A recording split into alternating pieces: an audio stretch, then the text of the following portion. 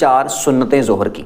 اب 4 سنتوں کی سب سے پہلے ہم نے نیت کرنی ہے 4 رکعت سنت نماز ظہر اللہ کی رضا کے لیے، مرد عورت دونوں نے سیم اس طرح نیت کرنی ہے۔ یہ منہ سے بول کر اس طرح آپ نیت کرنا چاہیں تو کر سکتے ہیں، ورنہ آپ کے دل میں ارادہ موجود ہو کہ آپ اللہ کی رضا کے لیے 4 سنتیں پڑھنے لگے۔ اس کے بعد آپ نے اللہ اکبر کہہ کے عورتوں نے عورتوں والی جگہ پہ ہاتھ باندھ لینے، مردوں نے مردوں والی جگہ پہ ہاتھ باندھ لینے۔ اس کے بعد پھر سب سے پہلے ہم نے پڑھنی ہے سبحانک اللہ،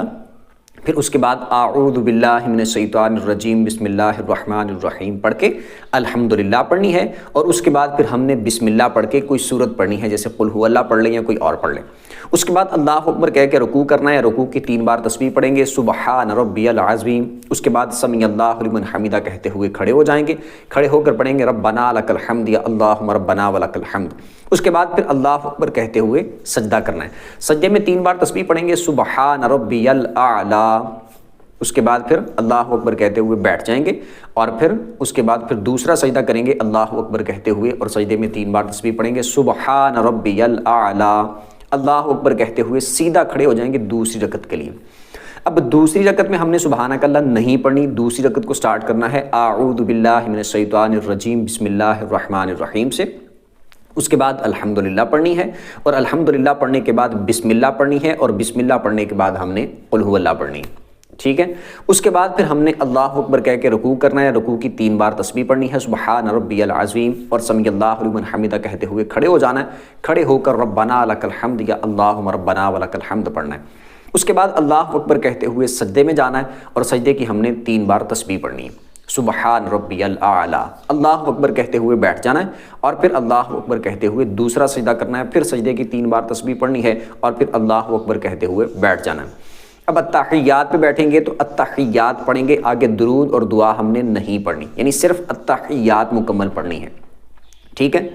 اب التحیات یعنی درود پاک سے پہلے درود پاک سٹارٹ نہیں کرنا، اس سے پہلے التحیات مکمل کر لینی ہے۔ اس کے بعد ہم نے تیسری کے لیے کھڑے ہونا ہے، اللہ اکبر کہتے ہوئے تیسری کے لیے کھڑے ہو جانا ہے۔ اب تیسری رکعت میں بھی ہم نے سبحانک اللہ نہیں پڑھنی، تیسری کو بھی آپ نے سٹارٹ کرنا ہے اعوذ باللہ من الشیطان الرجیم بسم اللہ الرحمن الرحیم سے،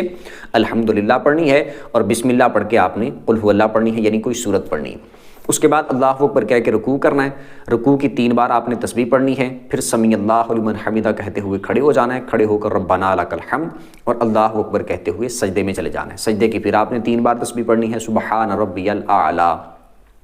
اس کے بعد اللہ اکبر کہتے ہوئے بیٹھ جانا ہے، پھر اللہ اکبر کہتے ہوئے دوسرا سجدہ، دوسرے سجدے کی بھی اسی طرح سبحان ربی الاعلی تسبیح پڑھنی ہے آپ نے، اور اللہ اکبر کہتے ہوئے آپ نے کھڑے ہو جانا ہے چوتھی رکعت کے لیے۔ چوتھی رکعت میں بھی آپ نے سبحانک اللہ نہیں پڑھنی، آپ نے پڑھنا ہے سٹارٹ کرنا ہے چوتھی رکعت کو اعوذ باللہ من الشیطان الرجیم بسم اللہ الرحمن الرحیم سے، اور آپ نے الحمدللہ پڑھنی ہے، بسم اللہ پڑھ کے پھر آپ نے سورت پڑھنی ہے، اور اس کے بعد اللہ اکبر کہہ کے آپ نے رکوع کر دینا ہے، رکوع کی 3 بار تسبیح پڑھنی ہے، پھر سمیع اللہ لمن حمدہ کہتے ہوئے کھڑے ہو جانا ہے، اور پھر آپ نے ربنا لک الحمد یا اللہم ربنا ولک الحمد پڑھنا ہے، اور پھر اللہ اکبر کہتے ہوئے آپ نے سجدے میں چلے جانا ہے، سجدے میں تسبیح 3 بار پڑھنی ہے سجدے کی، پھر اللہ اکبر کہہ کے بیٹھ جانا ہے،